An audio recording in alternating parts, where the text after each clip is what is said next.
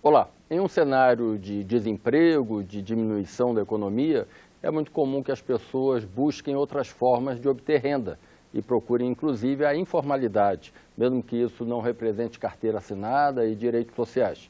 Para conhecer um pouco dessa realidade, o IPEA, Instituto de Pesquisas Econômicas Aplicadas, fez uma pesquisa sobre essa dinâmica entre 2014 e 2015. E quem vai nos falar sobre ela é Carlos Henrique Corséia, ele que é o coordenador dos estudos de trabalho e renda do IPEA. Muito bem-vindo ao Cidadania. Qual é hoje o retrato da informalidade no Brasil? Ela tem aumentado? Sim, saudados espectadores. Sim, a informalidade tem aumentado no Brasil, juntamente também com o desemprego. A gente vê uma dinâmica no mercado de trabalho que vem revertendo uma tendência de melhora que a gente vinha experimentando até 2014. A partir de meados de 2014 e no ano de 2015, a gente tem já uma piora nas condições do mercado de trabalho e tem um aumento da informalidade, sim. Como o senhor falou, o mercado de trabalho cresceu muito até 2014, o Brasil apresentou taxas de mais de 1 milhão de novos postos de trabalho por ano, mas também foi um momento em que muita gente procurou, como se diz no popular, trabalhar por conta própria, não ter seu próprio negócio. Foi. Na verdade, essa alta da informalidade que a gente está vendo no presente, ela é puxada por um aumento do trabalho por conta própria. O trabalho sem carteira, ele se mantém relativamente estável, tá? Mas o trabalho por conta própria vem aumentando a sua participação no emprego total na economia brasileira. Então, a gente acredita que essa alta da informalidade, se a gente fosse dividir assim, os piores postos de trabalho seriam aqueles sem carteira assinada, onde você não tem nenhuma garantia, né? E postos por conta própria são postos já mais heterogêneos. Alguns vão por conta própria por uma questão de não ter mais oportunidade no emprego assalariado, outros não, outros têm um perfil mais empreendedor que realmente busca uma oportunidade como autônomo. Quando nós estamos falando de informalidade, nós estamos nos referindo só àquele cidadão que vai vender laranja na esquina, bota sua banca de camelô, ou é mais amplo esse espectro? Então, principalmente dentro do segmento do conta própria, é bem amplo o espectro, né? No segmento sem carteira assinada, você tem a predominância do trabalhador com menor qualificação, menor nível de qualificação, mas dentro do conta própria, que compõe também a classificação de informalidade com a qual nós trabalhamos, né? Aí o espectro é muito amplo. Tem, como você citou, vendedores ambulantes, como tem profissionais liberais, né? Então são perfis bem distintos dentro do conta própria. É isso que eu iria lhe perguntar. O trabalhador autônomo, aquele que recolhe, inclusive, seu imposto sobre serviços, esses que aderiram agora ao MEI, ao microempreendedorismo individual, e o trabalhador doméstico, são todos eles também informais? Então, no caso do trabalhador doméstico, ele é colocado na informalidade se ele não tiver carteira assinada. Se for um trabalhador doméstico que tem a sua carteira assinada pelo patrão, ele é formal, considerado como trabalho formal, né? No caso do microempreendedor individual, depende a classificação dele como formal e informal, vai depender da riqueza da informação que se trabalha, né? Em algumas pesquisas domiciliares do IBGE, nós temos a condição de distinguir se esse conta própria contribui para a Previdência ou não. E aí a gente coloca, então, tendo essa informação, o conta própria que não contribui para a Previdência como sendo informal e quem contribui para a Previdência já como formal. O caso do MEI, ele contribui para a Previdência, né? Ele tem CNPJ, então, numa base de dados onde a gente tem a condição de distinguir quem contribui e quem não contribui para a Previdência, o MEI estaria como formal, um empreendedor formal. Hoje é possível estimar quantos milhões de brasileiros estão na informalidade? Em torno de 40 milhões na informalidade. E quantos estão de carteira assinada? Mesmo quantitativo, aproximadamente? Aproximadamente mesmo quantitativo, né? E essa realidade é uma realidade comum à maioria dos países ou existe um desequilíbrio no Brasil? Olha, não, o Brasil tem um percentual de informalidade mais alto, né? Mesmo com toda a queda que nós experimentamos de 2004 até 2013, 2014, a gente ainda tem um percentual muito alto de informalidade, né? Mesmo comparado até com países da América Latina, em nível de desenvolvimento próximos ao do Brasil, né? A informalidade é um fato que ainda marca o mercado de trabalho brasileiro. E por que isso? O empregador quer fugir dos encargos sociais, é isso? Tem diversas teorias. Algumas teorias vão para o lado do custo do trabalho, da tentativa do empregador fugir dos encargos trabalhistas, né? Até mesmo também a questão da tributação que incide em pessoas jurídicas ser menor do que a tributação que incide em cima da folha salarial, né? Então, muitas contas próprias eventualmente seriam empregados assalariados, né, se não houvesse essa oportunidade do empregador optar por contratar uma prestação de serviço ao fazer uma relação trabalhista formal. É aquilo que no jargão eles chamam de PJ, pessoa Exatamente. jurídica. Esse processo às vezes é referido como pejotização, né, da força de trabalho. Então, tem essas questões institucionais que podem estar colaborando, né, e eventualmente também uma coisa de preferência do trabalhador, em menor grau, mas pode estar contribuindo para isso, de ter mais flexibilidade do que um emprego onde você tem uma jornada padrão, um esquema mais engessado de trabalho. Essa pesquisa que o IPEA acaba de revelar, ela inclui também o trabalho real, o trabalho rural, perdão, o boia fria, aquele que trabalha com a sua família? Sim, sim. Esse tipo de trabalhador está considerado, tanto o urbano quanto o rural nós consideramos, sim. E eles estão lá, de novo, se eles são assalariados e têm carteira assinada, eles estão dentro do formal, né? São assalariados sem carteira, estão dentro do informal. Eu acompanhei que o IPEA fez uma segmentação pelos setores da economia dessa dinâmica da informalidade. Em que setores a informalidade se faz mais presente?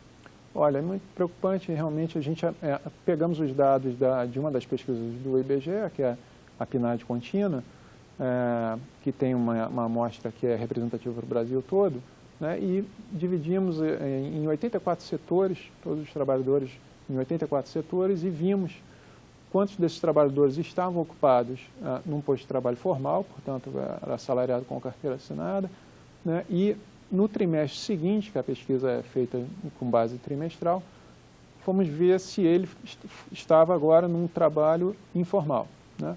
Então, mapeamos em todos os setores, todos os 84 setores, a quantidade quantitativa de trabalhadores que estavam no emprego formal e passaram para o emprego informal um trimestre depois, né?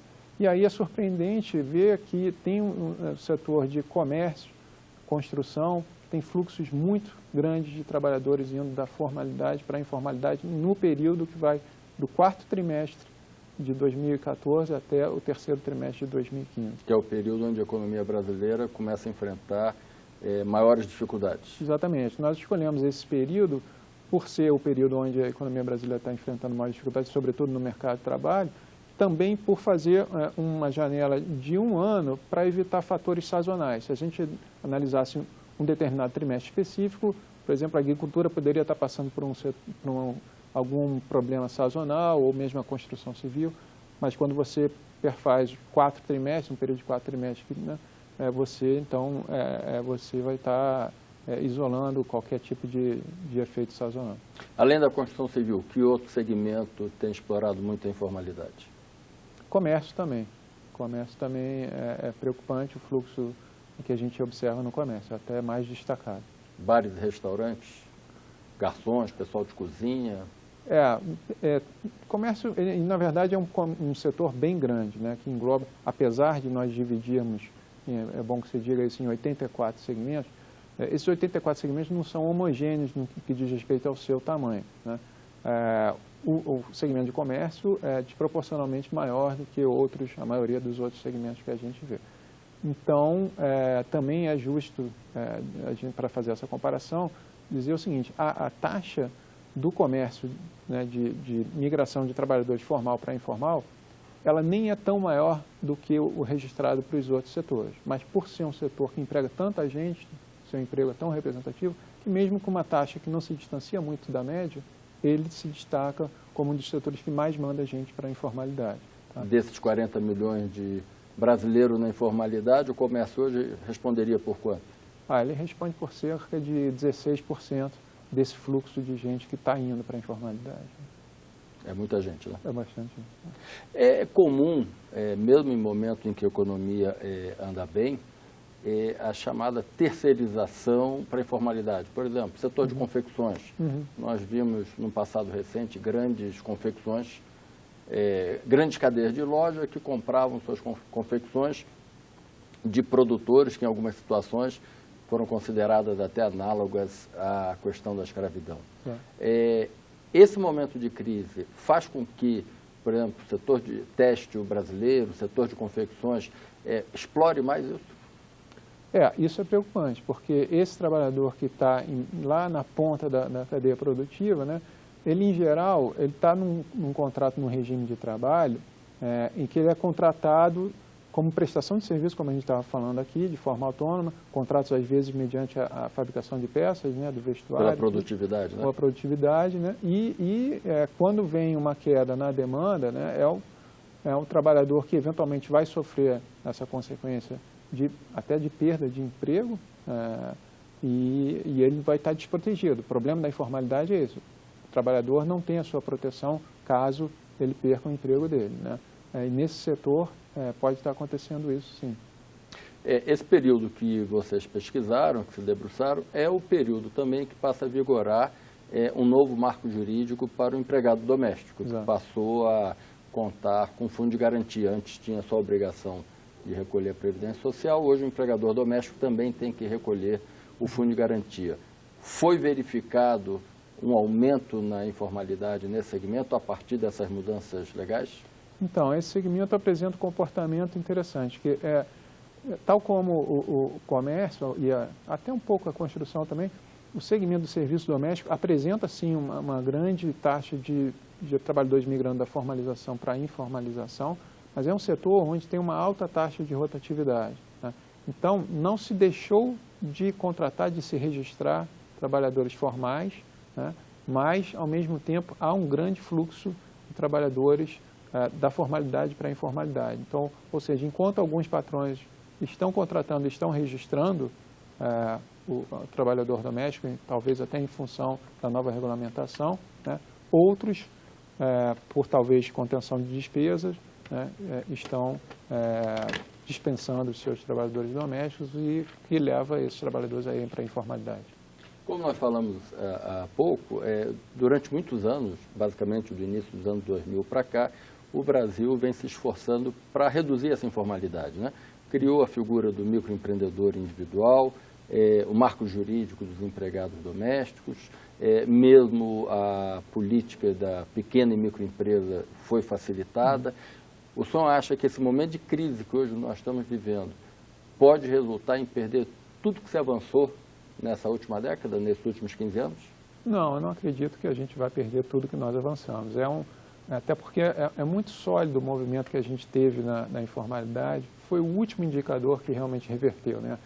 O desemprego, vamos dizer, ele veio aumentar muito depois que o PIB já estava caindo, e a informalidade veio aumentar ainda depois do desemprego, né? E como eu falei, ela está aumentando, né, muito centrado num aumento particular ali do conta própria, do segmento dos trabalhadores por conta própria.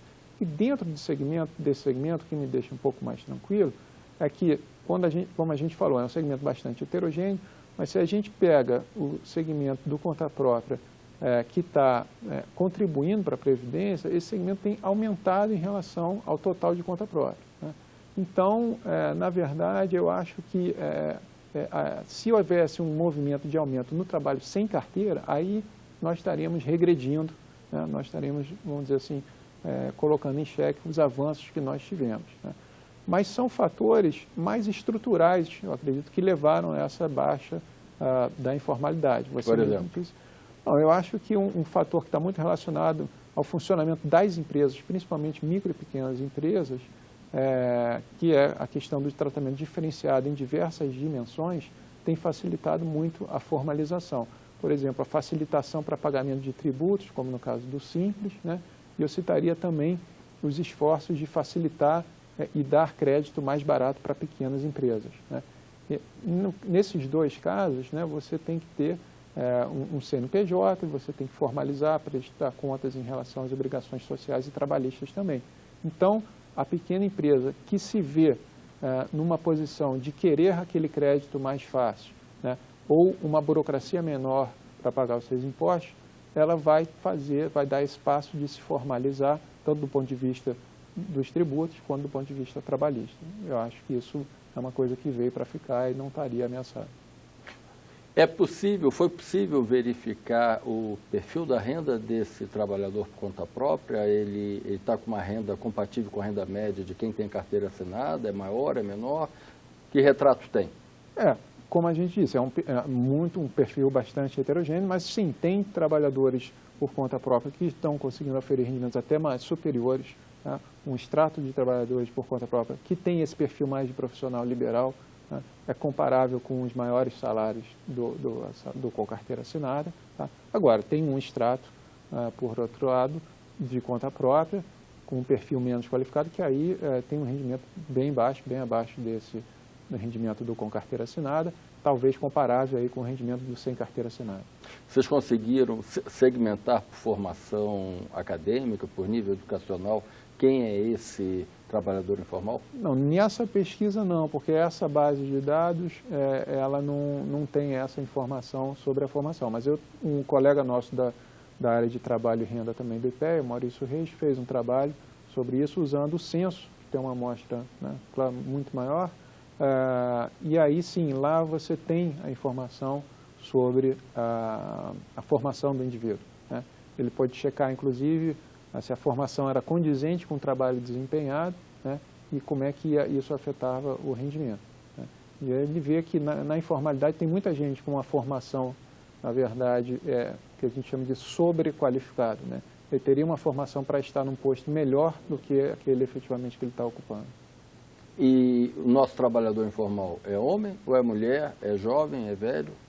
Olha, o trabalho informal tem uma característica interessante, porque dentro da informalidade muda bastante a composição do tipo de trabalhador, né? O jovem, ele está muito concentrado na informalidade e dentro da informalidade ele está muito concentrado no emprego sem carteira assinada. É a porta de entrada para muitos jovens, infelizmente, essa posição. Topa qualquer coisa para... Ele topa qualquer coisa, ele enfrenta uma barreira para entrar no mercado de trabalho formal, né? O empregador, ele idealmente requer uma experiência prévia, alguma referência, para que também facilite na hora de não ter que treinar tanto um trabalhador que seja muito verde, vamos dizer assim. Então, isso cria uma barreira, né, no primeiro emprego do jovem de conseguir de cara um emprego formal. Então, aí ele acaba, né, ou sendo obrigado ou topando a começar num emprego que não é o ideal para ele, mas que vai dar essa experiência que é necessária para o mercado de trabalho, e isso muitas vezes acontece no sem carteira assinada, né? Com o passar do tempo, com o envelhecimento da pessoa, essa posição de sem carteira deixa de ser predominante, ela passa a ser até rara lá para os 40 anos, mas aí há uma inversão, aí tem uma probabilidade muito grande da pessoa ser conta própria, né? É a pessoa que já adquiriu alguma experiência em outras áreas, né, e às vezes já está aposentada e... Às vezes até com dinheiro de aposentadoria, ou consegue juntar, né, um fundo de garantia razoável, passou uma temporada longa no mercado de trabalho formal, e aí perde o emprego, mas se vê com aquela reserva e com um conhecimento estratégico de determinada área, abre o seu próprio negócio, né? Então tem essa mudança de perfil. No jovem, a predominância de informalidade é grande e de sem carteira. Nos trabalhadores adultos, que não são tão jovens assim, aí você já tem uma predominância do conta própria e a taxa de informalidade já não é tão alta nos adultos, vamos dizer, depois de 30 anos. E quanto a gênero? Quanto a gênero, você tem aí quase igualmente distribuído. Você tem uma predominância de mulher, mas não é tão mais alto não do que a dos homens. É possível a gente estimar a riqueza que é produzida por essa economia informal no Brasil, o que ela representaria do PIB brasileiro? Olha, para o Brasil a gente ainda não tem esses números, né? Tem métodos, mas eles são métodos assim, bastante indiretos, que dependem de muitas hipóteses para você chegar nesse número, né? Então são estimativas muito imprecisas, né? Então dessa forma a gente prefere mensurar a informalidade mesmo pelo lado do mercado de trabalho, pelo lado do número de trabalhadores que a gente emprega no setor informal. Tá. A pesquisa pelo informe do IPEA, ela é apresentada como uma base de conhecimento para a adoção de novas políticas públicas que possam reverter esse quadro da informalidade e geração de novos empregos. A que conclusões vocês chegaram quanto a isso?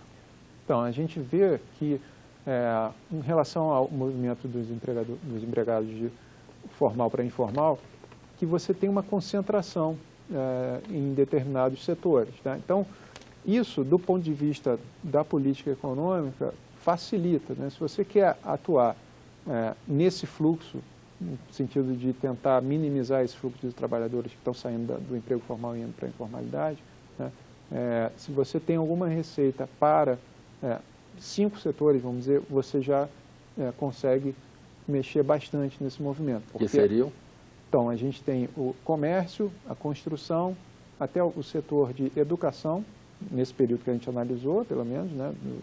Tem muito professor na informalidade? Muito professor na informalidade, porque às vezes eles são contratados como um contrato temporário, e aí acaba o contrato, e passa um tempo na informalidade, né?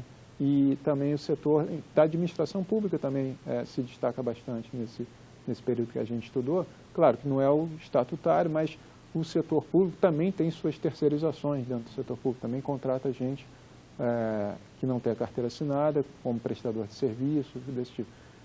Então, isso tem acontecido também nesse período dentro do setor público. Está faltando um pouco de fiscalização do próprio Estado, né? Na verdade, foi até um ponto importante, né, quando a gente falou de medidas que contribuíram para reduzir a informalidade.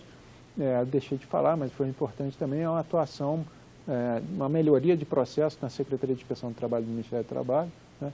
E agora eles estão com um plano recém-lançado de combate à informalidade. Então, esse plano está indo, inclusive, a municípios pequenos, onde tradicionalmente era mais difícil da fiscalização chegar.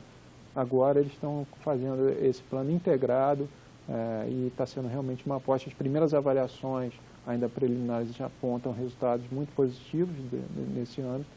Então, também pode ser uma outra. Porque isso tem influência, efeito direto, por exemplo, na receita da Previdência Social, no déficit que estão colocando, na questão do Fundo de Garantia. Quer dizer, se houvesse contribuição desses 40 milhões de trabalhadores, o retrato seria outro, né? Claro, não, a formalidade ela não está onerando só, ela não está gerando uma perda de bem-estar só para aquele trabalhador. Ela onera a sociedade como um todo. A sociedade como um todo, porque o Estado deixa de arcar, de receber, na verdade, e aí pode despender menos para o bem-estar social. E quem contribui normalmente pode ser levado a contribuir mais para pagar por aquele que não recolhe. A nossa carga tributária aqui é tão alta, talvez não precisasse ser tão alta.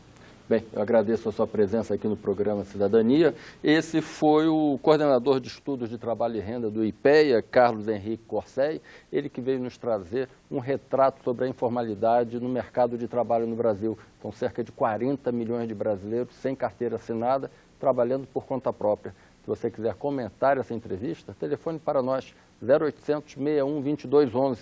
A ligação é gratuita. Ou então entre na nossa página web, www.senado.leg.br/TV. Até um próximo programa.